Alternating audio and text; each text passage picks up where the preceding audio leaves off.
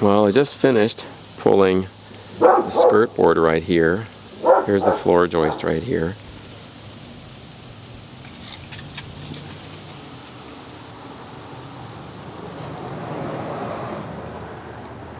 Here's the... I was hoping to go in about 14 inches and cut.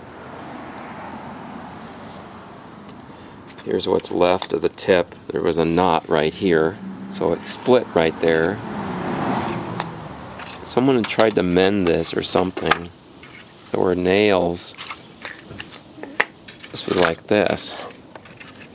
The staples to try and put that back together. Kind of weak. Really weak. Then this split. Huge nails that were sticking out like this. There were 4 of them. Keeping the skirt board in there. And notice the nice little bit of mold that we had growing on the inside. There's my sill.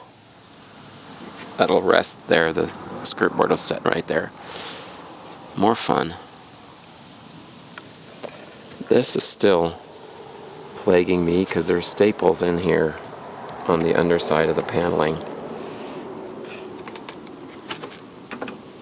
This has to come up.